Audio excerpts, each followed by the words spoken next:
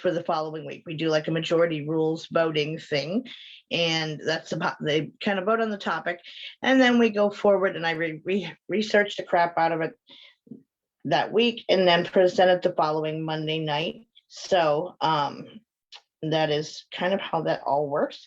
So last week we picked the CIA's sleep rooms. Now I've got to say, I don't know if anyone is familiar with the topic or not, but I was utterly appalled when I first had heard of this. Originally, I watched like a kind of an informational video, I guess, on it, you'd say. And I just sat there with my jaw on the floor the entire time. Yeah, I was just mortified.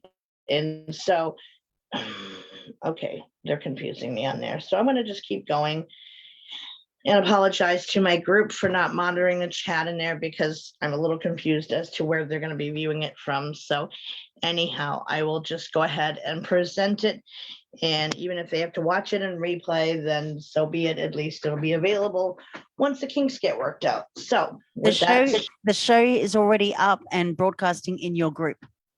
Oh, okay. So maybe because I went in under your post and it said that it had ended. So no, it's, if you go refresh the screen, it's already back up again. Okay, so you just have the incorrect heading on it for the unusual cryptids, but that's okay. No biggie. Okay, so I'll just say hi so people know I'm here then. All right. Okay. Everyone's saying, woohoo, we're back. All right, guys. Sorry about that. I apologize for any technical issues. So it's going to end up getting going and we'll go from there. So CIA sleep room. Now, this goes back to during World War II. Back then, of course, the race was to be on top and for the US to be ahead of everybody and during anything possibly relating to the war. Any advantage that they could gain, they would do it. And a lot of this was done covertly. Oh, in some pretty scary ways, unfortunately. I guess I just never cease to get amazed by the different things that keep coming up regarding how this keeps playing or this is playing out. A lot of this keeps coming to light via the Freedom of Information Act. Somebody will make a request and by law, they have to release what documents they still may have pertaining to a specific subject matter or governmental whatever paperwork trail there may remain towards a topic. And so yeah, no, we didn't get lost, Tanya. There's just some technical issues tonight, so Katie's working behind the scenes to get it fixed up and running and good to go. So yeah, no, my apologies. So the CIA sleep rooms. Now, what is this? Now, this is a book that was written by Ann Collins, and her book was titled In the Sleep Room, The Story of the CIA's Brainwashing Experiments in Canada. Now, in the 1950s and 60s, one of Canada's premier psychiatrists, Donald Ewan Cameron, was funded by the CIA to do brainwashing experiments. The Canadian government knew about it and also helped to fund it. Yes, you heard me correctly. So the CIA wanted to know basically, yeah, Sandy, this is a big topic. Absolutely. So the CIA stands for the Central Intelligence Agency. It's based out of here in the United States for any of our viewers who may not be from the United States. And they are an agency for the government that kind of works covertly behind the scenes and tries to find ways to, again, kind of stay on top of everybody else, all other agencies worldwide, any perceived threats, etc., by whatever means necessary. And oftentimes it can be at the expense of an American citizen, a Canadian citizen. Anybody is considered kind of collateral damage to what their goals are. Now, that said, there was a program that was created back in the 1950s called MK Ultra. Now, what is MK Ultra, you might ask? Now, these were experiments done on humans that were designed by the CIA and were intended to, one second. That way I don't just keep holding my cup randomly. That's not going to work either. These were intended to develop procedures and to test the effects of various drugs to be used during interrogations in order to break someone down and force a confession out of them via brainwashing, psychological torture, physical torture, etc. So the program started back in 1953 and was allegedly officially stopped supposedly in 1973. Now, whenever they announce that a program is officially stopped, I take it with a grain of salt because these are covert programs. We don't look how long it may have taken for some of this stuff to even come to the light of day to begin with. So the idea that we're just supposed to accept blindly that, yes, oh, we're not doing this anymore, I don't always buy into that without evidence that something has stopped. So that said, it allegedly stopped in 1973. Now, I'm not a huge conspiracy theory person per se. I mean, I am not above thinking outside of the box at all times, or most of the time anyway. Something has to make sense to me before I will consider it. And unless I have proof to say this absolutely is not this, then I always say, why not? Why can't it be? And that's kind of where I stand on that stuff. Hey, Erin, how are you, sweetie? And Chris, and Tanya, and Sandy, and all of the above. So with that, I do have a few pictures tonight, not a ton, because obviously this isn't going to be stuff that they would put out pictures on too much regarding like the actual experiments that were done, but we're going to get into what all they included back in the day. Now I have a screenshot of one of the images that was put out that, it talks about the memorandum of record, or for the record, dated June 9th, 1953. Now, much of this is blacked out, as they usually do. With the Freedom of Information Act, they may claim that, or they say that if anything threatens national security, they have the right to black it out and they don't have to release it to the public. So that's kind of how they get around that stuff. So many of these documents that get released are just full of black marker line, crossing out different lines. That said, it is a copy of a memorandum that went out June 9th, 1953. It says memorandum for the record, subject Project MK Ultra, subproject 6. So I will show you that just so you can kind of get an idea of. So this is kind of what a lot of documents that get released end up looking like. So you just are full of Sharpies markings that mark out who things were written to, or certain inclusions in them that talk about the different stuff.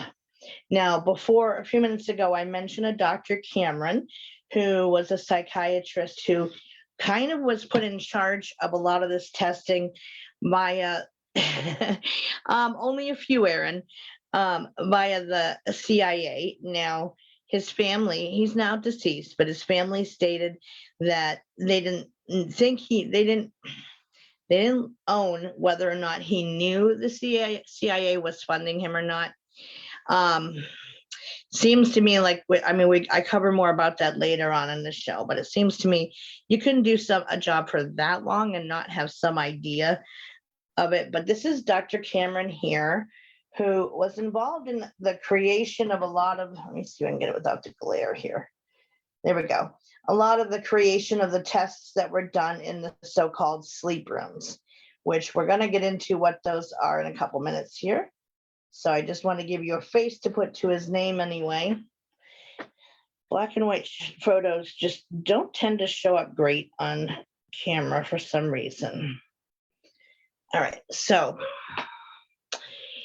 now some of the techniques that got used basically regarding all this testing. So what it is basically was that The MK Ultra is the main program. So if you imagine it almost shaped like a tree, where MK Ultra is up here, then you have all these offshoots coming and working their way down from that in the form of sub programs. Like basically, they worked with a bunch of different agencies, mental hospitals, which were institutions back then. The use of calling them institutions hadn't ended back then at that point.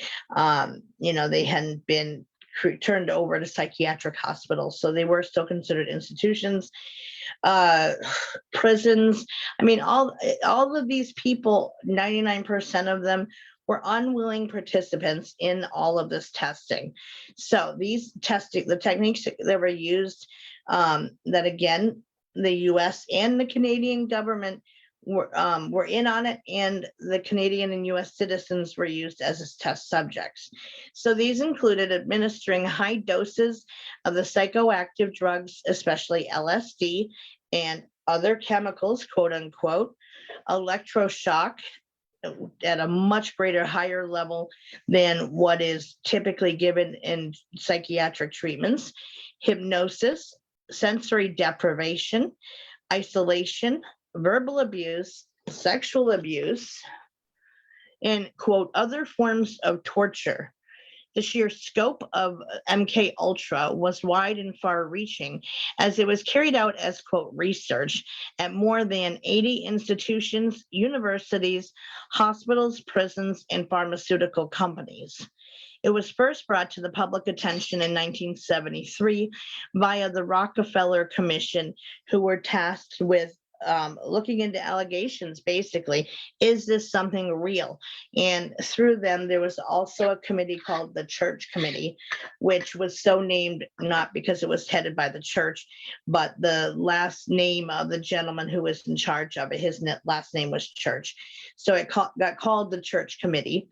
Yes, we had a little bit of technical issues to start there, Mary, but we're back on. So they are the ones who investigated this to see, is this true? Now, the CIA director, back when they first got busted and words getting out about this in 1973, they ordered the CIA to destroy all files associated with MK Ultra. Later on, down the road, there was a cache of about 20,000 documents that were found to have survived his destroy order that didn't get destroyed. So based on that, the testimony of various people, victims, etc., who were either participants or test subjects, or like the victims. I prefer to call them victims rather than test subjects, because this is more personal than that. They weren't aware. They didn't give their consent. So this is really human experimentation at its finest, if you will, forgive the phrasing, to where this was conducted without their knowledge in most cases, and not at all what they thought they might have been signing up for, if they had any clue anything about it. It was not at a level that they knew what they were getting involved in. So I will cover some personal stories later in the show pertaining to victim stories about what their experiences with this were. So again, the CIA director had ordered all MK Ultra files to be destroyed in 1973, and the commission had to rely on the sworn testimonies of everybody, and again, the small number that survived. Then in 1977, via the Freedom of Information Act, someone had made a request about it. These 20,000 documents came to light relating to MK Ultra, and they got released. Now, again, as you saw by my first picture, if you're watching, how much is blacked out. I'm sure all of them contain stuff like that, where it's a lot of it, chunks of it are blacked out, but that's the nature of the Freedom of Information Act on any topic. Anything that's coming from the government, anything that is of national security or it puts them at risk, they mark it out so it's not legible. But what was visible was more than enough to own that, yes, this happened. yes, this is what was involved in it, and enough to start prosecuting people. So the Senate hearings started happening later in 1977 on this. Now, the project was basically a continuation of the Nazi concentration camps, no exaggeration here. The use of mescaline was used on unwilling subjects in the Dachau camp and during World War II. And, in this case, it was the use of LSD, and other drug cocktails got used as well. Again, without the subject's permission, knowledge, or understanding of what they got involved in. And in some cases, there were even stories where someone might have gone into a psych ward for treatment of postpartum depression and ended up dealing and facing all of this as a result. And hey, Nancy, you'll find out, like I said, of why, it takes a lot to appall me on a topic. Just did it. I'm not going to lie. So,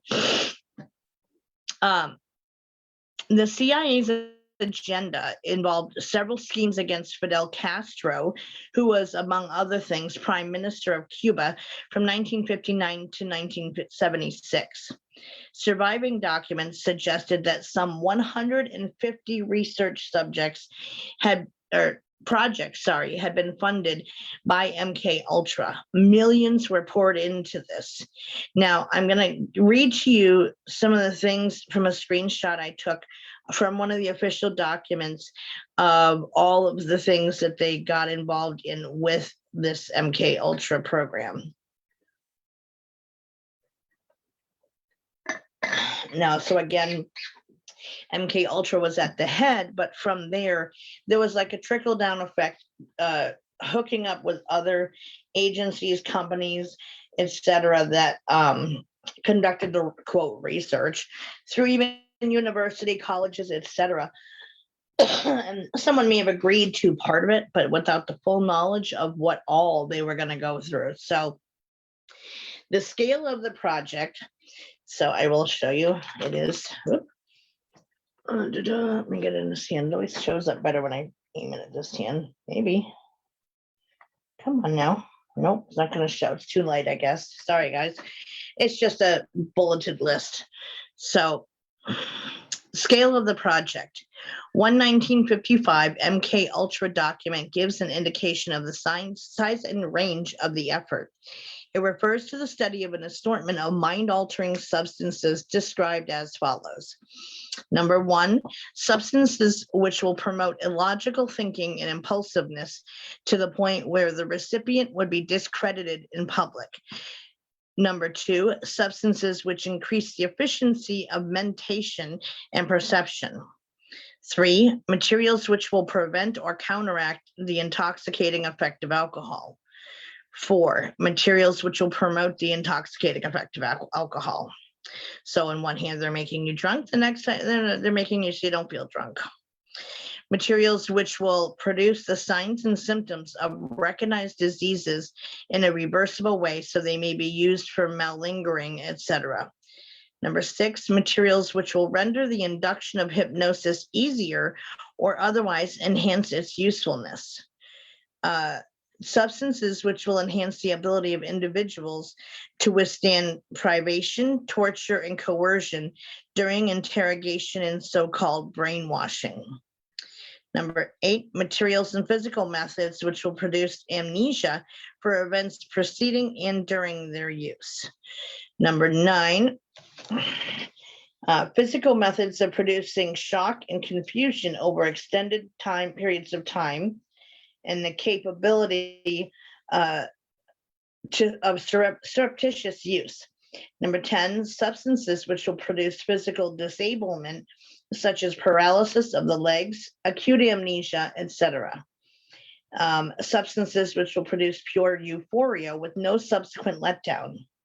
Substances which alter personality structure in such a way the tendency of the recipient to become dependent upon another person is enhanced. Number 13, a material which will cause mental confusion of such a type the individual under its influence will find it difficult to maintain a fabrication under questioning. Number 14, substances that will lower the ambition and general working efficiency of men when administered in undetectable amounts. Substances which promote weakness or distortion of the eyesight or hearing faculties, preferably without any permanent effects. Those that will promote weakness or distortion of eyesight or hearing faculties. A knockout pill which can be surreptitiously administered in food, drink, cigarettes, as an aerosol, etc., which will be safe to use, provide a maximum of amnesia, and be suitable for use by agent types on an ad hoc basis. And number 17, a material which can be surreptitiously administered by the above routes, in which a very small amount will make it impossible for a person to perform physical activity. So those were the types of things that they had as a goal to accomplish through MK Ultra. Now, how did that get carried out? Well, we're going to find that out here in a second. So that was, again, most of anything that is, there really aren't any pictures for this topic other than of the specific surviving pieces of documentation left. And then, like I said, there was that one picture of that doctor to show who he was. And that's really it, unfortunately, Aaron, sorry. It's not like they, are going to release the films that they may have taken of a victim during a specific testing exam and put that out there. That's a little too incriminating. Is Agent Orange part of that study? I don't think so, Tanya, because that was much more like Vietnam for Agent Orange versus this was going back into World War II type of stuff. So they really wanted to focus on how to take somebody down and or discredit them without the blame getting back to them about it. So like a person would suddenly go out in public, lose their mind, and people would think, well, they're not capable of carrying themselves in public anymore. So, hey, get them out of office. And hey, then at that point they would win, is kind of the goal, I think, of what they ultimately wanted to achieve. But some of the cases with the testing that was done, I mean, it was just downright cruel in nature. There is no other way. It's like, kind of like, how with animal testing, there are animal testing that got done just to see, I guess, satisfy the curiosity of the person doing the test, not a situation that was having to do with how we would react to a certain chemical on our body, in our bodies, but simply, it's something that we would never do, like pouring bleach straight into our eye. That's not something we're going to do, but they would do that type of thing to see just what would happen. So there are things like that done through this project. At times, I think it was just to see what would happen. I was just about to ask how they do all these experiments on people without the higher ups finding out about it. Well, we're going to get into that, Aaron. So the project, again, was basically a continuation of the Nazi camps. And so the CIA's agenda, like I said, millions poured into this, and it got tested out between two different countries. Yeah. Agent Orange was a chemical used to remove leaves from the trees to uncover the enemy. Yeah, and had a horrible lasting chemical damage done on a biological level to humans exposed to it.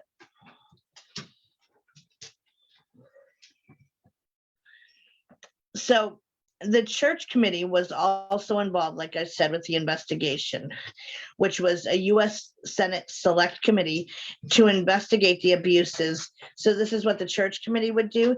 They would investigate any allegations of abuse via the CIA, which is the Central Intelligence Agency, the FBI, the Federal Bureau of Investigation, NSA, which is the National Security Association, and even the IRS.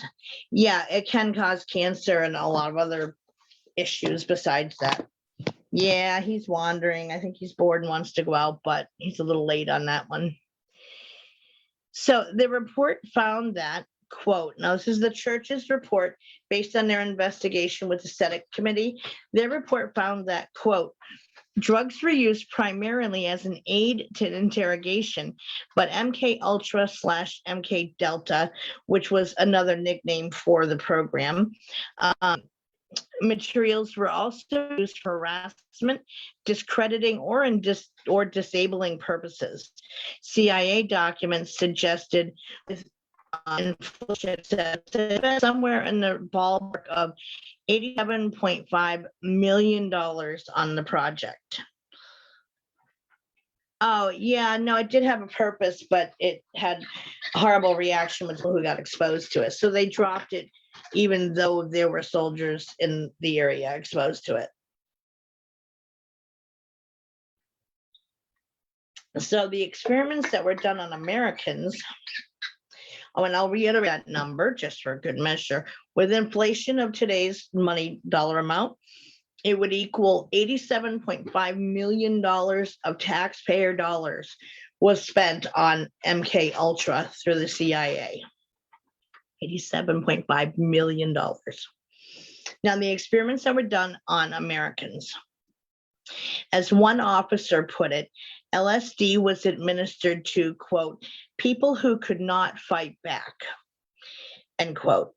In one case, they gave a Kentucky mental patient LSD for, you ready? 174 days straight. Yes, they gave this person who was a psychiatric patient LSD for 174 days straight. There was no informed consent or knowledge of the research on the part of the victims. They weren't told what was being done, and they were just kept in a state where they couldn't fight back and they couldn't tell the tale where anybody would understand or believe them. One study set up several brothels within the agency safe houses in San Francisco, California. The men were dosed with LSDs, and they would, with the knowledge that they would be too embarrassed to go talk about, hey, we were involved in a brothel, and that's how this happened to me. So they did this intentionally. They chose men who would be too embarrassed to go tell anybody, and those men would get dosed with LSD.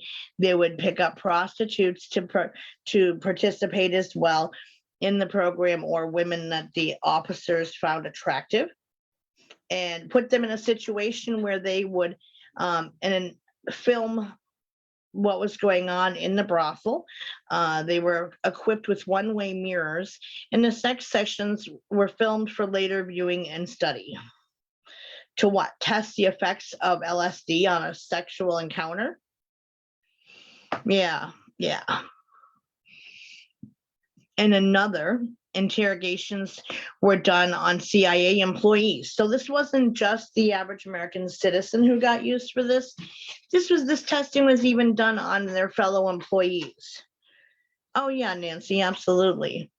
So this was done on CIA employees, US military personnel, and other agents suspected of working for the other side during the Cold War. They were given LSD without their knowledge and then interrogated under bright lights with doctors taking notes in the background. They were warned that they would extend their trips, quote unquote, if they refused to reveal their secrets. Long-term debilitation and several deaths had resulted from this. Hey, Heather, what do you want, honey? You shouldn't have to go out again so soon, so come on up, little girl, get out of his way. Honey, I'm on the show, come on up. Little girl, get out of his way again. Come on, move. Jake, you don't need to go out. Go on, come on up. Uppy puppy, before you fall down. Come on. Sorry, guys. Oh, I'm telling you, like, yeah, right, that I'm saying they're nefarious.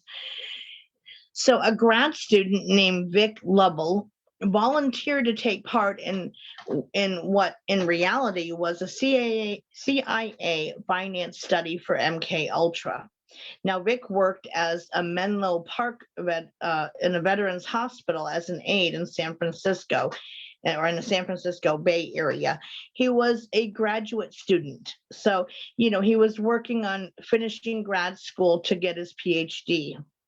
And he was subjected. So he was unknowingly given LSD, shrooms, which is psilocybin, which is, again, that's what's found in mushrooms, which are psychedelic mushrooms, mescaline, cocaine, AMT, which is a psychedelic stimulant, and DMT, which is a recreational psychedelic drug. Talking about scrambling this poor grad student's mind. Experiments also involved slipping LSD randomly into a CIA agent's morning coffee without their knowledge. And this person then became psychotic. One of them ran across Washington, D.C., seeing monsters in everyone's car that passed him. So hence, they're reporting this. And of course, at that point, they're going to think this person lost their mind because they don't have any knowledge that they got slipped LSD. So they were doing this to each other, testing it on each other randomly without permission or foreknowledge, as well as, American citizens, Canadian citizens, etc. Now, there was a gentleman by the name of Frank Olson, who was an Army chemist who'd not tried LSD before and was covertly dosed by his supervisor. Oh, I'm telling you, see, this is what I was telling you guys. This is like a huge, huge show tonight. Like the topic matter, it's hardcore. Are you going to get back up, Jake?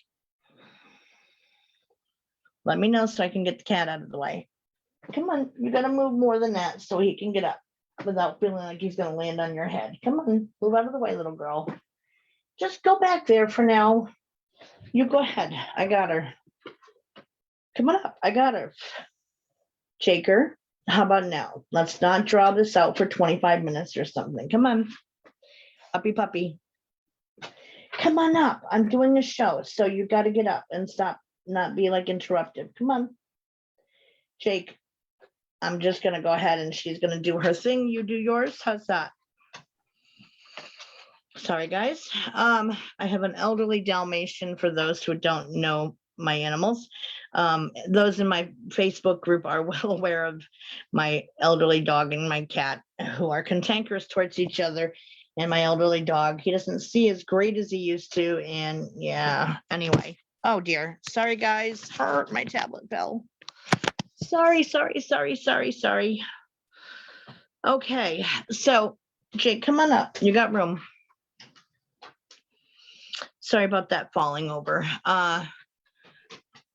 Okay, so this guy, he ran around Frank Olson, he was slipped LSD by his supervisor. 9 days later, it was alleged that he jumped to his death from a 13-story New York City hotel room with deep depression that can come after use of the drug.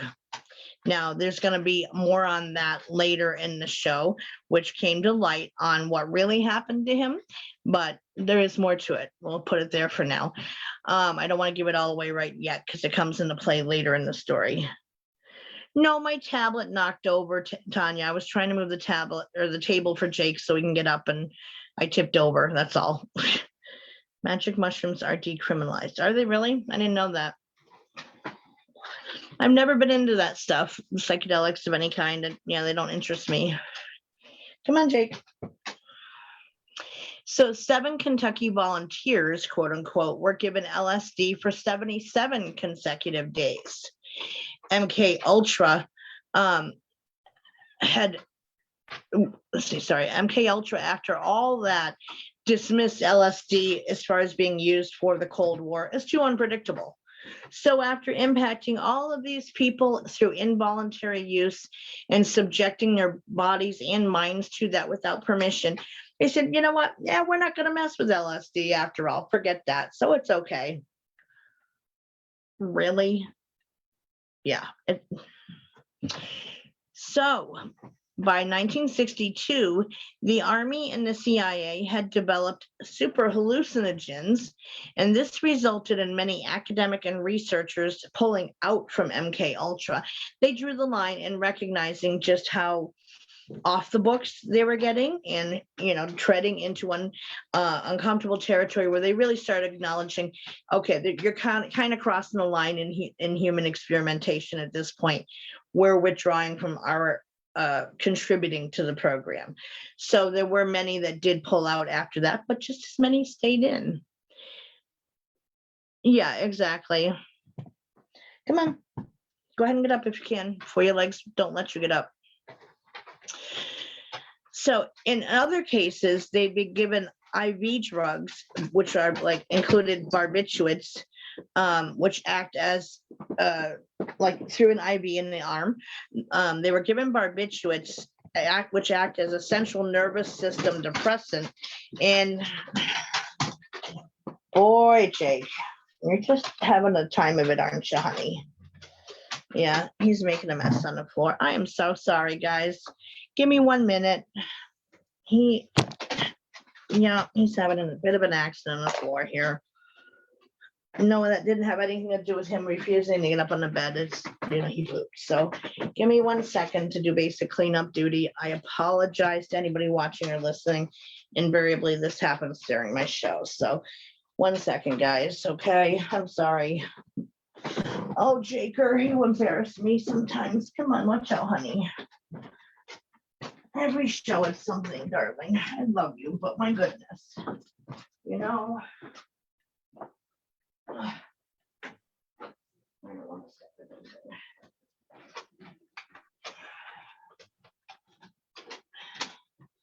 there. Yes, I know. But you know what? Even if you had gone out, you would have been back in before that happened. So you still would have ended up having an accident in the house, regardless.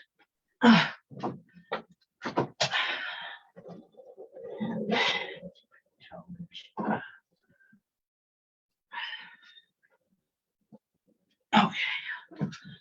1 more second, guys. Come on.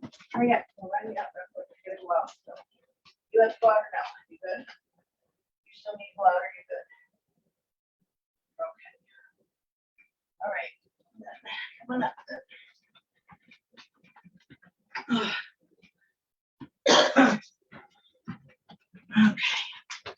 Sorry about that, everyone. As always. Signs of an elderly dog. Come on, baby. Come on up before the cat gets in the way again. Nobody's on the bed besides me, Jake. Go ahead up. Well, now she is. Sorry, guys. It happens all the time with him. Every show. Come on, little girl. You need to move. Leave him room. Come on, Jake. She's out of your way. Come on up. Okay. Forgive me, guys. I'm sorry. He's like, well, probably close to about 15 by now. Doesn't mean it's any less embarrassing when it does happen, Aaron. Come on, Jake. Uppy puppy. All right. The cat is not in the way. Come on. Come on. Let's not drag it out. Will you please? Yeah. Yeah, a lot of people do different types of drugs, and I don't judge either. Come on. I always set my own boundaries growing up of what I wouldn't touch or try or whatever, but hallucinogenics were definitely not on the list. I had no interest. I like having my presence of mind. Being comfortably numb is one thing. Wait a minute, honey, just sit down, okay? It's okay if she's within 12 inches, I promise. You do not have to social distance from a cat in the house. Okay. Now, so in other cases of the research, they were done. Have my home approval tomorrow for my baby Annie. Oh, I didn't know you were that close to adopting her, Kim. Wow, congratulations. I thought you were just kind of showing her to us as finding somebody to adopt her. Well, good luck. So in other cases, they would give IV drugs, barbiturates, which act as a central nervous system depressant in one arm, and then in the other side, they would dose the person with amphetamines, which are a stimulant. So they would get that double whammy and, hey, let's see what happens. Hypnosis was also used to introduce anxieties, and drugs were also given that would induce amnesia, so they wouldn't remember what had been done to them or that they had been put under hypnosis to begin with. So they would come out of it having amnesia, but they wouldn't just lose memories of the research stuff that was the experimentation. They would lose personal private memories of their lifetime, who their parents were or their family, their kids, what their life was up to that point. They had like permanent amnesia as a result from that. So, it wasn't just about let's keep it secret about what was done to you, but let's wipe out your life and plant false memories, etc.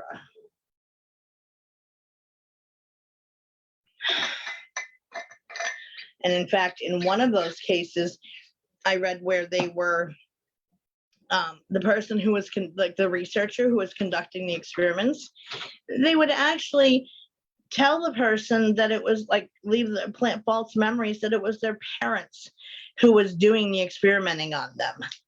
What kind of a freaking mind trip would they be playing? You say if you survived it and you got out of the hospital, of what you would then forevermore view your parents as like they were the ones who did all this stuff to you. I can't even imagine. So in Canada, the CIA recruited, like I said, this Dr. Donald Cameron as the creator of the psychic driving concept. So in this, patients were subjected to hundreds of thousands of repetitions of a single statement over and over the course of their quote treatment. So for example, I don't know, they could think that it could be any statement. It could be the moon is green. And he would play this hundreds of thousands of times, that single statement over and over and over again, just like on a loop, that one statement. Yeah, very much so, Aaron. Paralytic drugs, it is torture. No, it is very much. Paralytic drugs were often given to subdue them in order to subject them to the messages. So they would paralyze them so they couldn't get away from being exposed to this ongoing looping of messages of whatever they chose to set it as. Cameron had been hoping to correct schizophrenia by erasing existing memories and reprogram the psyche through this process of this message looping thing of replaying it hundreds of thousands of times. And that's no exaggeration. This is from the MK Ultra notes of what he had been doing, is that this is not made up or exaggerated. So with inflation, the CIA had paid him $579,480 in 5 years' time of working for them, although a front organization paid him so that he was, quote, unaware of that it was the CIA. Now, it's unknown whether he actually did know it or not, but even so, the things that he would do to subject patients to was still very much a violation of his Hippocratic oath he took as a doctor, in addition to human experimentation, so forth. It went so far beyond normal treatment standards that mind-blowing. So in addition to LSD and paralytic drugs, which paralyzed the individual, he also used electroshock therapy at, now wait for it, 30 to 40 times the normal power.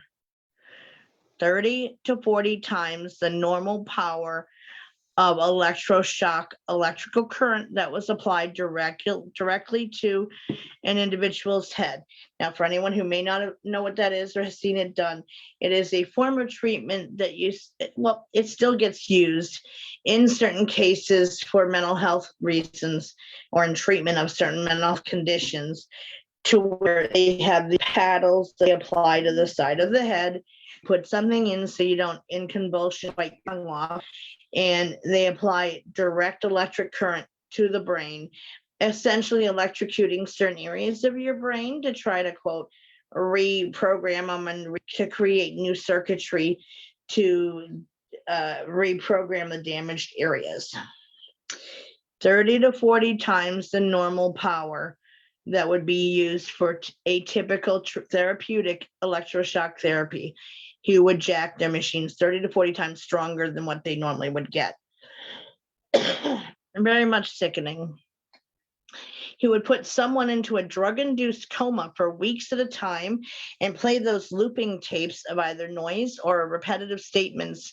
At one time, he put someone into a coma for 3 months and subjected them to this.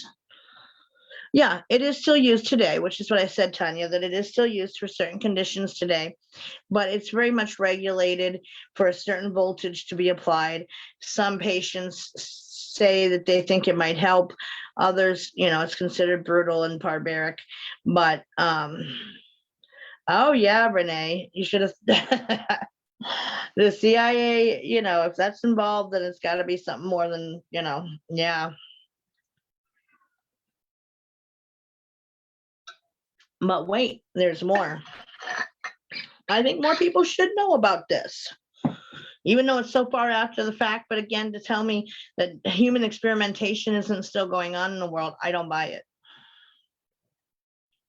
Yeah, I've known and treated patients who have had it done as well. Yeah, I've seen it used in bipolar as well as schizophrenia, primarily. And yeah, I used to be a caregiver for those patients who sometimes would elect to get it done. And yeah, they would be utter zombies by the time they came back from treatment, but not there to judge. That went down the wrong hole when I swallowed. So his experiments were carried out on people who entered the institution. And again, keeping in mind, this is back in the day before institutions were changed to psychiatric hospitals. They were still considered institutions. So they might have entered the institution for common things like anxiety or postpartum depression or situationally related depression that was related to a specific event that was going on in their life, that they just couldn't seem to shake themselves out of the depression in the moment. And with situationally related depression, once you resolve the issue, the depression resolves itself and the person's fine. But in the interim, it can be a struggle to deal with if you're not used to dealing with it. So they would sometimes seek out help from a psychiatric unit somewhere. And so his victims, the results of all this testing on them, patients became incontinent, having amnesia, forgetting how to talk, not recognizing their own families or their memories of their past life before entering the institution. Even again, the interrogators were convincing them that their parents had conducted this torture on them. Oh, that would happen too, where they were hypnotized. It wasn't, but it was meant for brainwashing purposes and mind control studies is what it was. So then we go forward up to 1980, because the women didn't agree with the man too, if I remember right. What do you mean, Tanya? Well, I know what you're talking about. No, this is, yes, they could be institutionalized for this, but this would be back in the day before institutions got changed over to being psychiatric hospitals like they're known as today. They were still known as being institutions back then. So somebody suffered from anxiety and would enter, then he would pick them to be doing all this experimentation on. Or say if they had postpartum depression, they just had a baby and were like, their hormones were out of whack. They were suffering from depression from that. He would use them in this experimentation and subject them to this. If they didn't have to have a formalized mental health diagnosis for him to use them as a test subject. So going forward into 1980, Several of Cameron's victims did go on to sue him and the CIA for damages done. And for their experiences were made into a TV miniseries in 1998 called The Sleeping Room, hence the title of the show. There were also secret detention camps in other areas under US control in the early 1950s in Europe and East Asia. When watching a certain true crime vlog where she covered a case where defense for a murder was, oh, I was hypnotized. Hey, it's possible. It is possible. You know, there could be a trigger word said and they could go off and do it. So the US went on to have secret detention camps in Europe and East Asia, mostly Japan and Germany and the Philippines. The CIA created these detention camps to literally avoid criminal prosecution by having something like that on American or Canadian soil. The captured people suspected of being enemy agents and others deemed expendable to undertake various types of torture and human experimentation on them. Right, Renee, that's where the title, The Sleeping Room, comes from, which is why I said I'll explain in a minute. It was made into a mini series that was based on a book, based on the stuff, someone who, you know, was bringing it out into the light to show people what happened. So those prisoners in these camps were subjected to electroshock, to psychedelic drugs, extremes of temperatures, like, you know, extreme hot, extreme cold, sensory isolation, etc., and learning how to control and destroy the human mind. It took much longer for all of this to come to light in Canada. And when it did, it was learned that not only had the CIA funded Cameron's experiments there via using taxpayer dollars, but that also the Canadian government was fully aware of all of this being done and okayed it. In addition, provided additional 500 grand to fund the experiments. The Canadian government gave MK Ultra an additional $500,000 to work on to conduct these experiments. The Canadian government eventually settled out of court, awarding each one of the 127 victims of Dr. Cameron's $100,000 each. Dr. Cameron ended up dying of a heart attack September 8th, 1967, while mountain climbing with his son. None of his personal records exist, as his family destroyed them, and his involvement with MK Ultra after his death. Now, it's unknown just how many exactly died as a result of MK Ultra's testing, as again, most of their records got destroyed on order of the director. Once it came to light that they got busted, he ordered their records destroyed. Now, about 20,000 got found down the road that hadn't been destroyed, but a lot of them that talked about direct, you know, some of the more important records were probably the ones that got destroyed first. And wherever these 20,000 documents were found stashed, I don't know what all they contained, but it was at least admission that, hey, this was a real thing that existed and this did happen. So it at least validated that. Now, do you remember me mentioning a gentleman by the name of Frank Olson earlier in the research? And he was thought to have committed suicide from jumping out of a New York City hotel room. So his family thought had to have his body get exhumed. They didn't buy the story of what happened to him. So they ended up having another autopsy done on his body, and the medical examiner termed his death as a homicide after finding cranial injuries indicating he had been knocked unconscious before death. So obviously he had been knocked out and then pushed out the window, basically, to make it look like a suicide. So, and I'm guessing perhaps he was threatening to talk. And it said that there was an agent who was supposed to be watching him, who had a room like just across the hall or something from him, who's probably the one who knocked him out and threw him out the window. Didn't say that part, but I would speculate that's probably what happened. His family received $750,000 settlement from the U.S. government and formal apologies from President Ford and the CIA. You watched a documentary on Frank Olson. So they also received a formal apology from Dr. William Colby. They later tried suing the federal government for the wrongful death, but had to be dismissed because the settlement they already received based on the original case.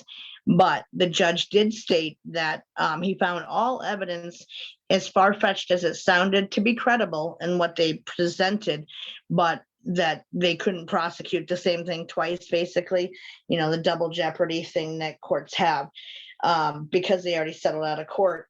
Done deal. But he did say everything they presented was credible evidence. He did buy it. It's just the law prohibited him from taking on the case to go forward with it. But he said, yes, this sounds pretty credible to me.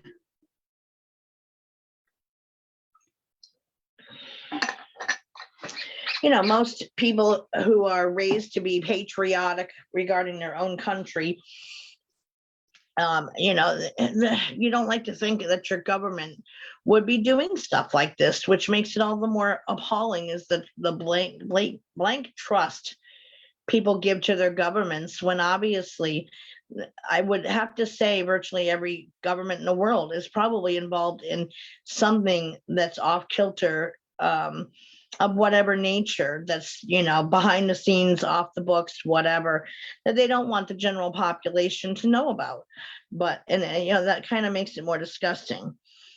No, it's not much money. No, I'm guessing that is the amount back at when the original award was won in the 70s. So with inflation, it still would probably only equal about 100 grand, which, pardon me, is still not much money. No. But then again, is there a dollar amount that really can be put on losing a member of your family like that? I mean, no. I would think it would be more about having them be brought out into the light and have it be made public knowledge. Well, on a small scale level, perhaps trusting your government is okay. I just don't feel that on a bigger scale that it's something that I think every government has something in their history of doing something behind their people's backs, yet promote, hey, have full trust in us. So popular culture has produced a number of films either about the testing that was done under MK Ultra, or at least hinting at it, and also several TV shows and miniseries. In 2017, a Netflix documentary reenactment miniseries called Wormwood tells the story of Frank Olson, and I don't know if that's the one you saw that you were talking about, that was told through the eyes of his son, Eric. Frank Olson's son had a son named Eric. So it was his father's story told from his perspective, basically. So that was on Netflix. Stephen King's book, Firestarter, that came out back in the 70s, was a fictionalized account of the experiments that were done. Also, Netflix show Stranger Things. Everybody loves Stranger Things. That's also kind of not a direct shout out. In fact, well, I think originally they wanted to call it MK Ultra, but changed it at the last minute to call it Stranger Things. But all of that was based on the experimentation that got done under MK Ultra and the government. Oh yeah, so I mean, there's constantly stuff going on behind people's backs. Stuff that has no bearing on the elected officials goes on. Absolutely. And there are those who, especially on a more local level, who are honest people and, are not bad have alternate agendas that are out to get people. But on a federal level, yes, if it means staying ahead of the game against other competitors who they see from other countries or threats, whatever, then they're going to do whatever they choose to in the name of staying ahead. You never even watched the Stranger Things, you mean? Yep, those kids were also, yeah, that was based on the kids that were tested for having psychiatric psychic gifts, and they were pushed to see could they promote and have gifts to be used against other governments, basically. Yeah, Stranger Things is really good, but it's a Netflix series, Sandy. It was they're going into, I think, season 4 of it, or season 3. Yeah, it's not even for the name of science, though. It's really just, again, some of this was their curiosity, and in the end, they ended up throwing out anything on LSD usage. Like, oh yeah, you know what? That's going to be too risky. We're not going to bother with that. But never mind all the hundreds of people who got it tested on them without their permission, and any damage that might have been done. You know what? That's okay, because we found out we're not going to use it anyway. So several video gamers also mention it, including Call of Duty, Black Ops, Cold War, which I'm not familiar with those, but yeah, basically it's crossing the boundary lines that legal science says is wrong. The government makes okay with human experimentation. I mean, that still has always been a topic since then, of human experimentation and what is and isn't allowed. And that's why I said I don't think that it's completely shut down. It's just publicly shut down. I'm sure that genetic testing is still very much alive and well behind the scenes, of course. Yeah, I don't do PlayStation or nothing in the way of video games. So I know I've heard of Call of Duty, but I'm not familiar with those murder, death, kill games. Just not my thing for games. But there is a game that references it. There's also actually a cannabis, i.e. marijuana strain called MK Ultra. So where I first heard of all of this from was a YouTube channel called the Infographics Show. Now, what's interesting about them is they tend to put whatever topic they're talking about in kind of a blocky cartoon format, if you will, but the information that they're putting out there is very valid and well researched. So this is where they were bringing it forth and kind of did an expose on MK Ultra, throwing it all out there. I like Frogger. Yes, Frogger's more my speed. Atari games, that type of thing. I've never actually played a PlayStation. Yeah, so this was where I first found out about this topic, was their coverage of this topic. So I was like, oh my God, I have got to suggest this as a show topic and get the word further out there. Exactly, Sandy. Pac-Man, the original Atari games, maybe. So what their show that they had done, now that's gotten 273,759 views thus far on YouTube, and it was titled "Inside the CIA's Terrifying Sleep Room." So I mentioned earlier that I was going to talk about some of the other victims. Now, again, we're talking thousands of people throughout the timeline of this were experimented on. I never even actually played Donkey Kong. Yeah. Cubert. I don't think I ever played that. Was that the question game thingy? Maybe I'm not probably remembering it wrong. So these are just simply 10 out of those untold numbers of people who got tested on without their knowledge or permission, that are made public from MK Ultra. So the first one is Ken Kesey. Hi, Christopher. So Ken Kesey wrote One Flew Over the Cuckoo's Nest, which went on to be a big film starring Jack Nicholson, right? So we know about that.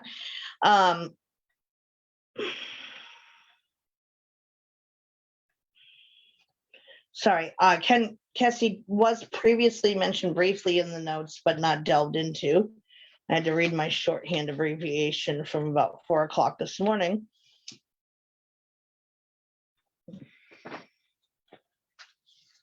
Yeah, let's see here, pages are stuck.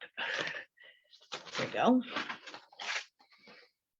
Now, Cassie's situation, he said he actually found the usage of LSD like enlightening, and he kind of enjoyed the experience, but he was just like slipped a dose of it. So it wasn't like one of those where he was given a dosage for 74 days straight or 174 days straight. He was just given one experimental dosage. Snub-Arc, that jumper on cubes. Yeah, I never played that one. Like what I said. So the number 2 is Whitney Bulger. Now, he was an infamous gangster who was exposed to LSD testing in exchange for a lighter sentence back in the day, and he compared Dr. Cameron to Dr. Mengele from the Nazi camps, and other inmates were experimented on for 18 months straight in federal prison in Atlanta, Georgia. So he had been busted beforehand, but he was in prison as a notorious gangster activity apparently, and was given, hey, you'd allow us to do this testing, we'll shorten your sentence, not knowing what he was in for. And boy, he regretted that decision later. Whitey or Whitney? Oh, sorry, did I say Whitney? It's Whitey Bulger. Thank you, Sandy. I might have said Whitney. Yeah, it was Whitey. Robert Hunter, who is a lyricist and collaborator with the band The Grateful Dead. He used to partner up with Jerry Garcia, and he went on to write a lot of like the most popular songs for the Grateful Dead. And he was exposed to the same testing as Kessie, and had no idea that he was part of MK Ultra's experimentation until many years later. But he ended up going on to promote giving LSD a chance to Jerry Garcia. But so he wasn't one of the ones that was institutionalized and experimented on that way. He was given one of those random doses, and he found it like a good thing, I guess.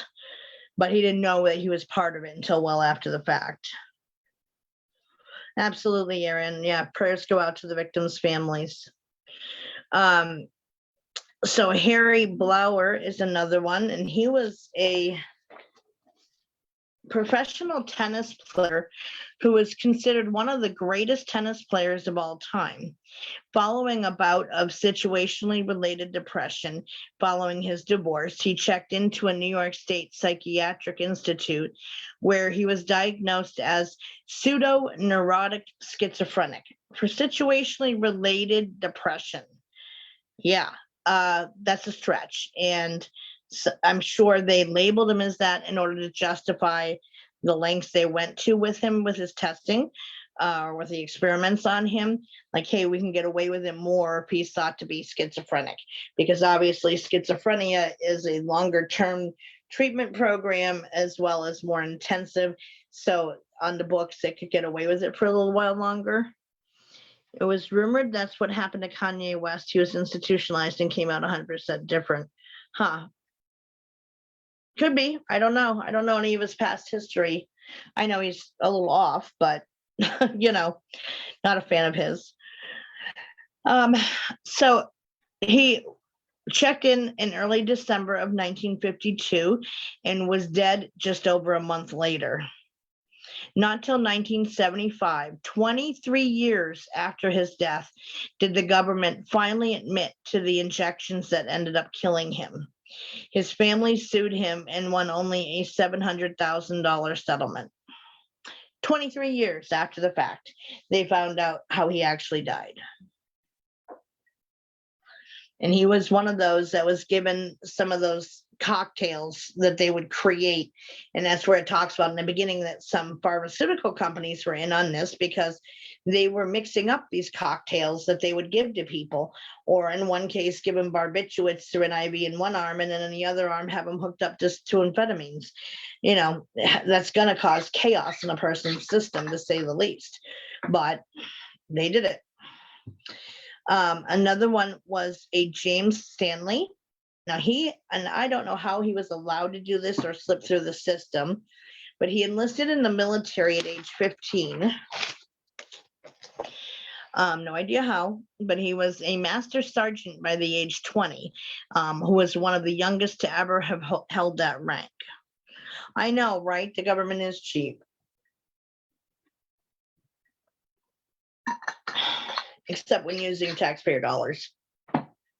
You know, then they again can spend 87.5 million on the program itself, but in paying off these families, I mean, I'm sure they chose to settle out of court because money was needed badly at that point, or what have you, or they just wanted it over with. But still, that's not, you can't put a price tag on a loved one having died that way. Exactly, Sandy. It is amazing what the government can do in the name of experimentation. Yeah, speedball, right. And in some cases, cocaine was added to the mixture as well to see what would happen. So this guy, Mr. Stanley, James Stanley, he was 15 when he somehow managed to enlist and was a master sergeant by age 20, one of the youngest ever to hold that rank. He volunteered to test gas masks, but then got exposed to LSD in his drinking water. He sued the army, but lost because according to the Supreme Court, he couldn't sue the government as military personnel. This led actually to a new congressional bill getting passed because of his situation, allowing him compensation 18 years after the fact. Hey, Sandy, how are you, sweets? So he did get compensated down the road, but this congressional bill kind of ended up allowing military personnel to receive governmental compensation as a result of wrongdoing on the government's part. Then we have a Wayne Ritchie, who is a deputy U.S. Marshal. This one's pretty sad. And a Marine Corps vet who was dosed with LSD unknowingly during a holiday party with other federal officers in December of 1957. In a sworn deposition from a CIA agent, Ira Feldman, who was involved with the MK Ultra program, quote, "You just sit back away and let them worry like this nitwit Ritchie," end quote. He admitted that Ritchie was given a full dose and was targeted because he, quote, "deserved to suffer." As a result, Ritchie armed himself with his guns after a fight with his girlfriend and robbed a bar trying to get money for a plane ticket while under the influence of the LSD, we'll say. Oh, I hope you had a good time, Sandy. You deserve a night out. And by the way, happy birthday to my dear admin, Sandy Miller. I hope you had a beautiful day today. I will spare everybody my terrible singing, but suffice to say, happy birthday. Yes, I called you out because I love you. So he ended up arming himself with his guns after a fight with his girlfriend because of being under the influence. Now, this guy was a U.S. Marshal. Obviously not someone to go dropping LSD randomly or under normal circumstances going and robbing a bar for a plane ticket. He was found guilty of the robbery, forced to retire from the U.S. Marshals, so his career was destroyed because of this. He did go on to sue, but he lost because apparently Feldman's statements about targeting him weren't enough. Now, how that's the case when he specifically mentions targeting him because he deserves to suffer, how that's not enough to convict, I don't know, or find at least the Feldman guy accountable and hold him, under some charge for drugging him without his knowledge or permission. I mean, again, this poor guy lost his career because of this, but hey, it was okay. He got away with it. So that's what counts, right? Give me a second to refill my drink cup because I'm out. Iced tea away. Don't spill. There we go. Pew. Okay. I still, like I said, that completely gobsmacked me when I read that even though a direct quote was given from the CIA agent who drugged him, saying he was choosing to target him, he got away with it. Hi, Dad. So he didn't get anything, but he lost his career as a U.S. Marshal because of being found guilty of robbery. So then we have a Ruth Kelly, who was a singer and a waitress at a San Francisco bar, who was unknowingly given LSD right before her performance. There was a George White who headed up the MK Ultra's program, Operation Midnight Climax, that one that would set up the brothels in their safe houses, the CIA safe houses, and then film, set up a situation to happen where the gentlemen who are involved were given LSD, and then they would film the sex act happening to review and study later. A bunch of pervs sit around watching pornos is what that amounts to. So this George White, who headed up the MK Ultra's Operation Midnight Climax, which is what that program was called, found her attractive, but she resisted his advances. So he dosed her with LSD before her performance, just because she turned him down.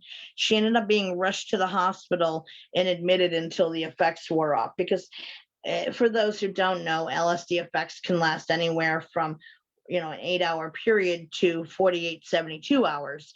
It really depends on the individual's reaction to it. So it can be shorter term or longer lasting, but still, she still was drugged without her permission simply because she turned this guy down. Then there was a Dr. Robert Hyde, who was one of the top psychiatrists at Boston Psychopathic Hospital. He was convinced to become perhaps the first American subjected to LSD testing. He agreed to try it with good intentions, with the hopes that it might find a cure for schizophrenia. He didn't know that he was going to be tested to the extent he was, but he was perhaps the first American where LSD testing was done on. Plus flashbacks, absolutely, yeah. No, they are. I mean, that is really what this Project Climax part of MK Ultra was basically filming their own, setting up and creating their own pornos to watch later. Like, yeah, there's research there.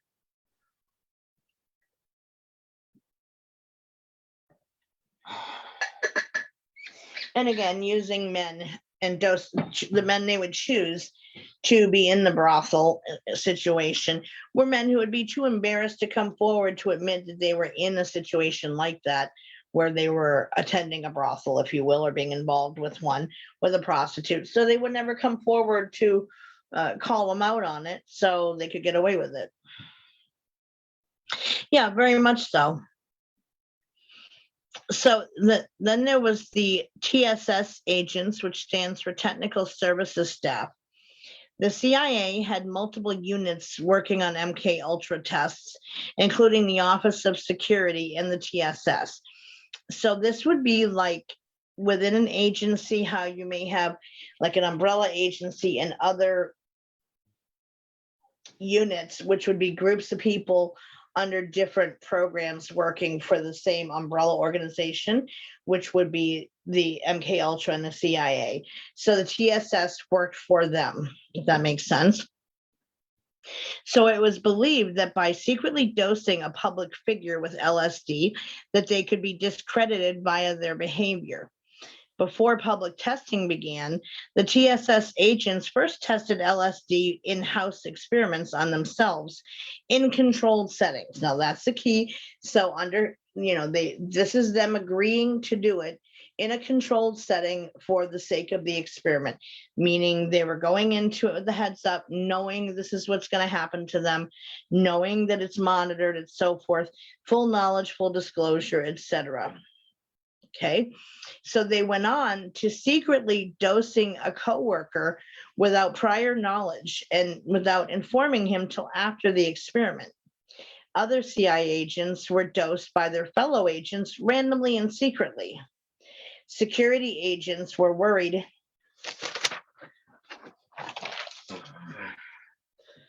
that TSS agents were becoming unhinged due to their frequent LSD usage, because they were getting really, really random about this, with just dosing anyone, slipping it to someone in their morning coffee. Oh, here, you're thirsty, have a nice cup of water. And they would have slipped it into their water without their permission or knowledge. And then let's watch their reaction. And the person didn't ask for that or volunteer to be a part of that.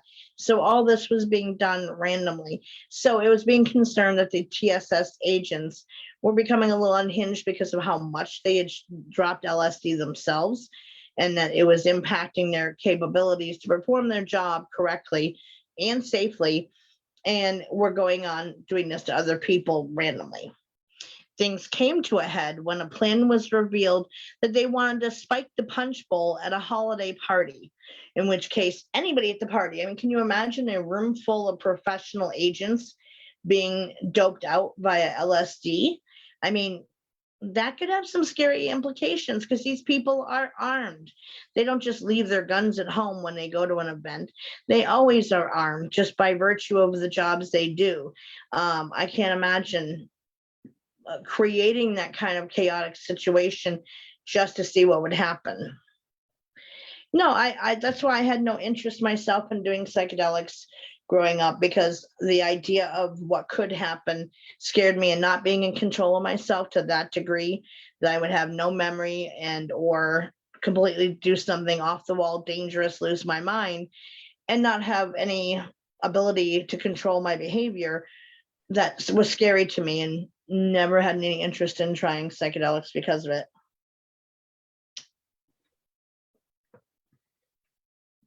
Even if I was in a safe environment to do it, I still didn't trust the people I was with that they would keep me safe should I flip out or whatever. So never had any interest in it.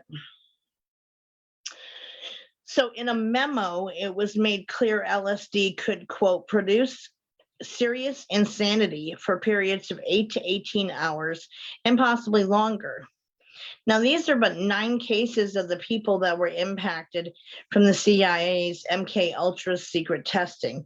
Now, again, this branched out to at least 130 other programs that were involved in helping them test this, from hospitals to prisons to psychiatric wards, institutions, you name it, military personnel. This is just one area of that. Hi, Natalie. No, it's okay. You might want to watch it in replay though, because it's a hot topic here. This is a big, one of the deeper topics I've done in a long time. So other victims from psychiatric hospitals, etc., never recovered from the extreme extensive memory wipes they got, jacked out electroshock therapy, and induced comas, and went on to spend the rest of their lives, if they survived at all, as a shell of their former selves. It doesn't get much sadder than that, to come out of that. If you survived it, made it out of the institution, that you would end up, just a shell because you couldn't function anymore. I did hear stories of one woman who was talking about her mom having been a victim of this, who went in due to depression, and forevermore thereafter she lived in this constant state of hyper anxiety, and constantly had breakdowns, and had no memory of the fact that that was even her daughter.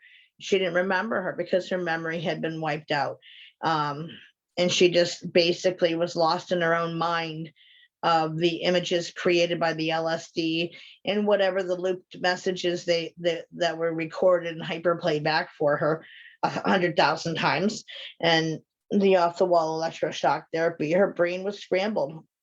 and she no longer exists in any human form that we would, call having any quality of life.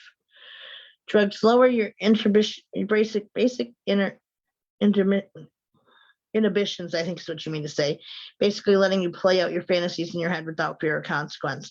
Well, but in some cases though, Aaron, people are actually acting it out in person, which was where their interest first lay in giving like high ups, hitting them with a dose of LSD without their knowledge, is that then they would go out in public losing their minds and doing something completely off the wall, then discrediting them from holding a position of power in order to go, and they would get them out of the way, basically. Oh, very, very sad. Absolutely, Sandy.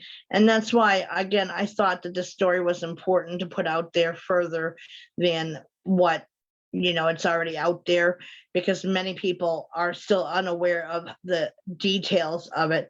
No, it's okay, Aaron. I got tongue-tied in trying to translate what you meant, because I knew what you meant. Welcome back, Kim.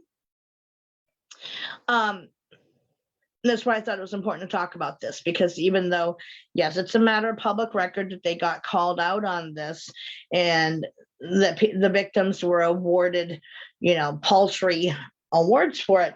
Again, it doesn't bring back your loved one, even if they survived it physically, mentally. If your brain's gone and they're a shell of their former selves, then they may as well have died back at the time it happened. You know what I mean? Like at that point, you lost your loved one. 700 grand's not going to bring them back.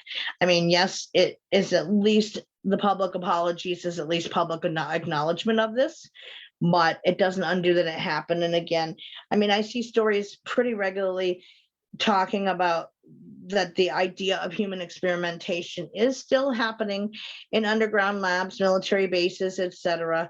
It is still a thing where they are even, whether it is creating human embryos to get stem cells from, but the idea of possible cloning, human experimentation, all of that is still going on. Yeah, I have no doubt that is under secret military labs, etc., off the records and hidden, well hidden. So it's not going to come to light. And that's probably, from the government's perspective, what they learned from it is to keep it even further off the books than what they did, is my guess. Because they still view things as the general population, is expendable. Anybody who's killed from an act of war, they are expendable. They are just collateral damage. They're not ever seen as individuals with lives and families of their own, etc. But it doesn't really matter if 100 people died, but hey, we killed our target, so that's what counts. It's kind of how that gets looked at. So the fact that all these people were impacted by MK Ultra testing and experimentation, they don't internalize those losses. And my computer froze as soon as y'all said hello. And yeah, we're just finishing the material too, Natalie. Oh yeah, no, it is, Renee. The possibilities of a bad trip are a very real thing, and I had no interest in waiting to find out, because it would have been my luck to have one, and I valued my mind a bit more than that, very much so. And people say, oh, enlightenment, spirituality. You know what? I'm completely spiritual. I'm in a higher state of consciousness. I don't need drugs to achieve that. I don't. So I don't need to take something to get there. And for those who do, well, I feel sorry for you if you feel like that's the only way you can do it, because it's not.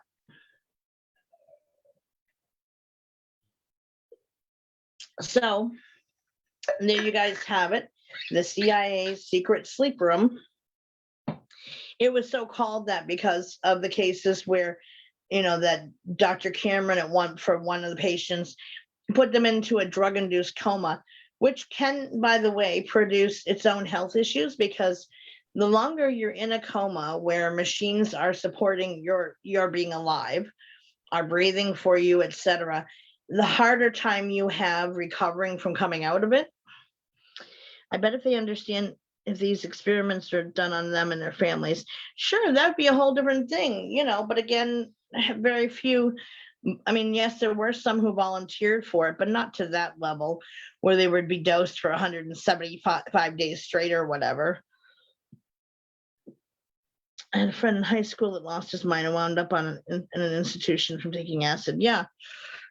I think all of us have heard stories of people who had bad trips and the outcomes of that. And not for me. Excuse me.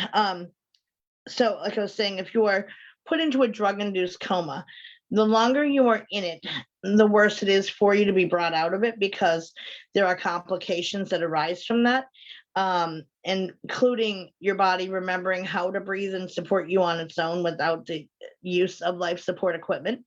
And because of that, like, your muscles can atrophy and so forth. You can end up waking up and having to relearn how to do everything yourself, including feeding yourself, speaking, dressing, whatever. But then on top of just that part of it alone, you add in the massive dosing of LSD they were given, the other medication cocktails they were given, the high overdoses of electroshock therapy. I mean, how could you come out of that with your mind intact? I can't even think of a way where one could survive that and leave in the same state of mind and same presence of mind that you had before that. I don't think it'd be possible. And so those things were done. And those people, if they survived it at all, were never the same. They'd almost have to stay institutionalized because they could not survive a life on their own outside in the outside world anymore, because their brains were just destroyed.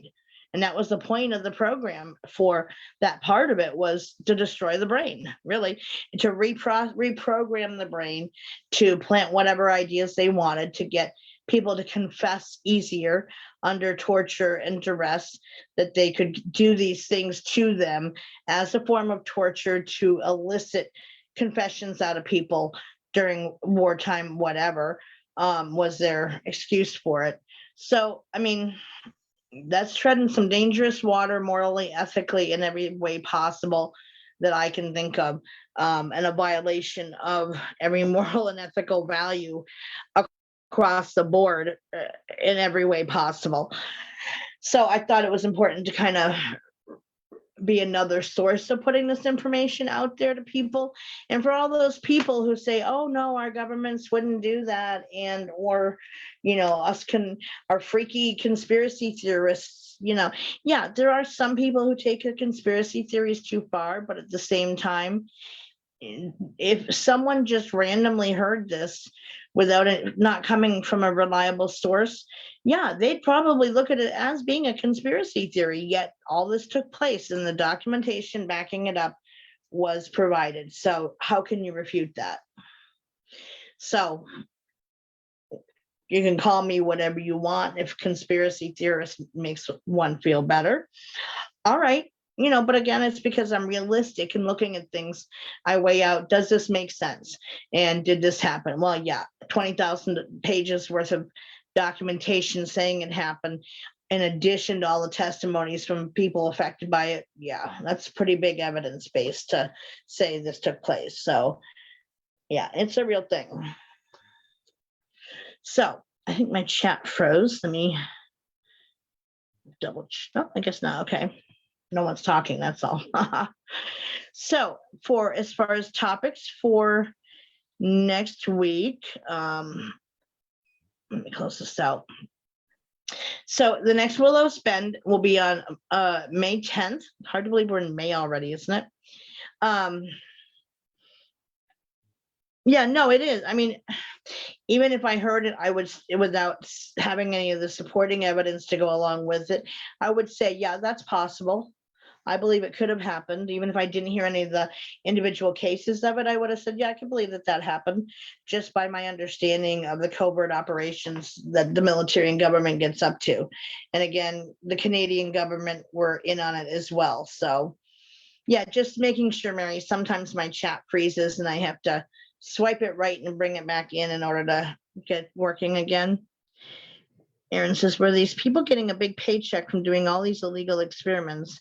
Because I think of what a person would lose to all their morals on innocent people. Yeah, absolutely. You're welcome, Chris.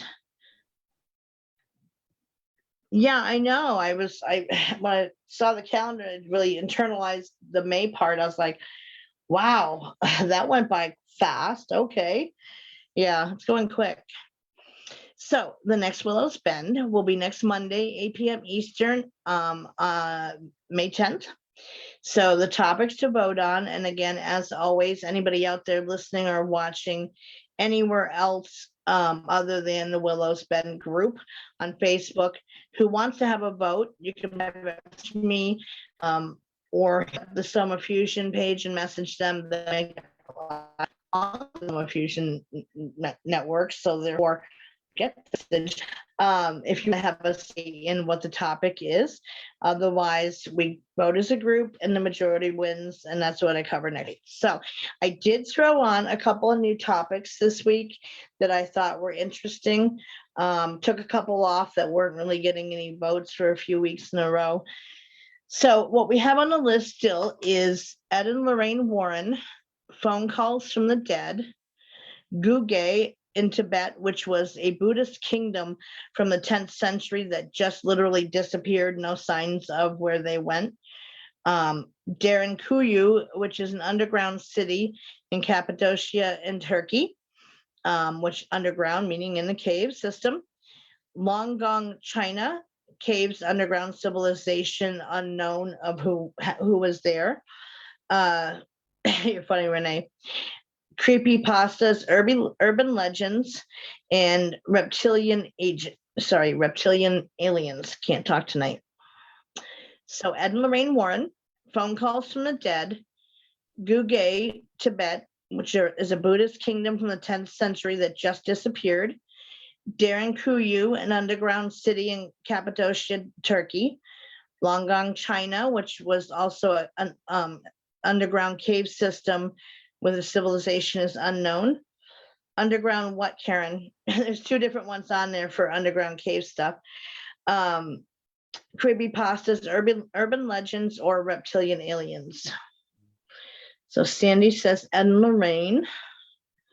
Natalie says the Warrens as well. Mary says the Warrens.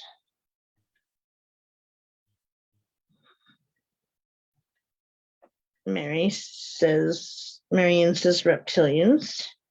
Nancy says the Warrens.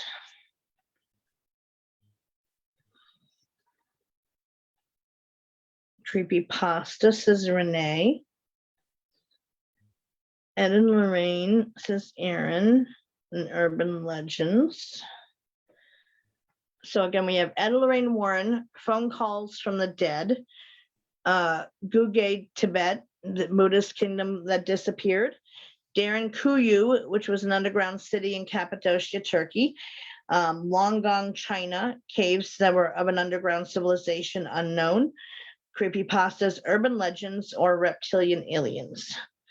So let's see. I said Renee already. So Ed and Lorraine says Chris. Creepypasta says Sandy. Down here. Tanya says phone calls from the dead. Dad says the Warrens. Underground Turkey. Thank you, Sandy. Yeah, I didn't see her clarify. Yeah, those underground cities are just mind-boggling with what they created in the cave systems and how many people they could hold and support of obviously intelligent life created them, not some, hammer and rock or rock and chisel wielding population of people to bang them out and create them.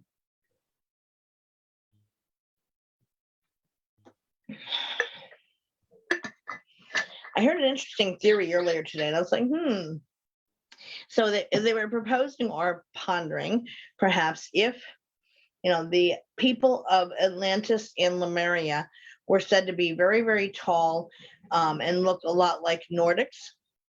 Ed and Lorraine Warren, Marianne is what the Warrens are. They were said to look like Nordics, where they had very blonde hair, blue eyes, very, very tall. And that both cultures were said to look like that, or thought to look like that.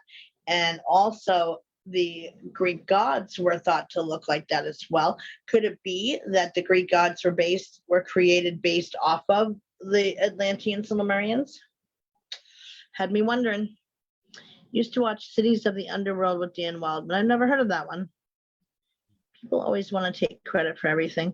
Well, I mean, like, and with what I said before was that the idea, people think all these ancient civilizations that were massive events to create them and very, very high technology in order to make them. They were obviously, an enhanced civilization making them, that not some cavemen wielding a rock and a chisel.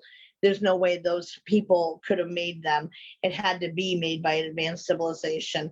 And yet they say, well, no, it was made by the other kind. So, yeah, Gina, we're voting on next week's topic. Stacy says the Warrens. Sorry you couldn't get in. Yeah, it's a good replay, or worth a rewatch anyway, I think. So, is that everybody's vote? Ed and Lorraine Warren, Phone Calls from the Dead, Gugate, which is in Tibet, a Buddhist kingdom from the 10th century, which just disappeared. Darren Kuyu, an underground city in Cappadocia, Turkey. Longgang, China, caves underground civilization, unknown civilization created it and lived there. Creepypastas, urban legends, or reptilian, keep wanting to say reptilian angels. No, reptilian aliens. But thus far, Ed and Lorraine Warren is winning for this week. Well, for next week.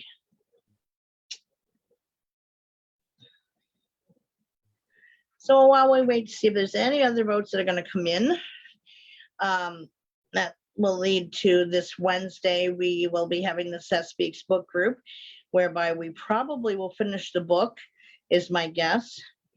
And then we have 2 more books already lined up, thanks to Karen having gotten them.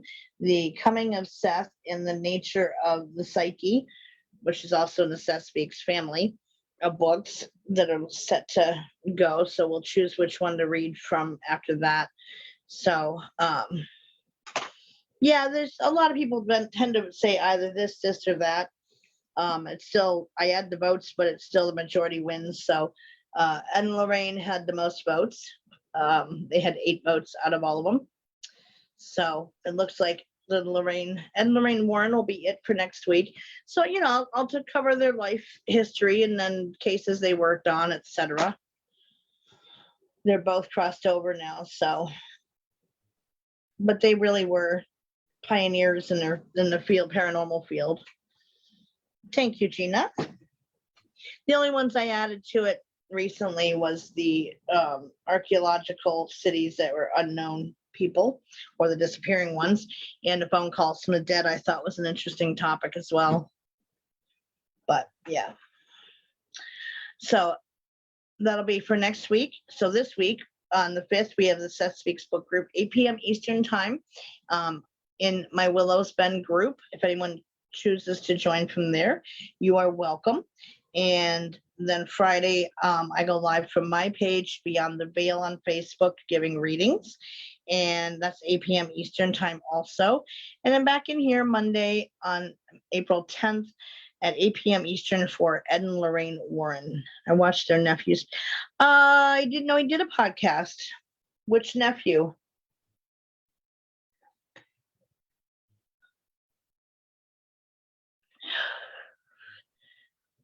I know that they, what was his name? He has trying to remember the guy's name. He's got a beard and mustache. He's kind of an older guy. Geez, I can't think of his name now. He's famous on his own as far as like paranormal investigations. I can't think of his name. But anyway, he's the only nephew I do know about directly, and I'm blanking on his name. But I think they have more than one, because there was something about like their the Warren legacy. I can't remember the name of the guy, but he's older. I would say 50s anyway, maybe 60. And he used to do a podcast anyway, but there's somebody else who kind of looks over their museum, which I think has been closed to the public, at least last I heard, and possibly because of COVID, but I don't know if it's going to reopen again or not. But yeah, that one nephew is the only one I'm aware of. But anyways, he's famous. I just can't think of his name right now. I'm terrible with that. So anyhow, he's the only one I know of. But you see there, pup. So anyways, guys, then I will plan on seeing those who are interested Wednesday night for the book group, 8 p.m. Eastern time. And back in here, I'll be on the bail Friday for readings. And then back in here Monday night for Willows Bend for the Warrens. Sounds like a plan. So thank you all for coming. I appreciate all of you. Lots of love and light to everybody. And I hope you all have a blessed week. And I will see you guys next week. Have a good night, everybody. Thank you for coming. Good night.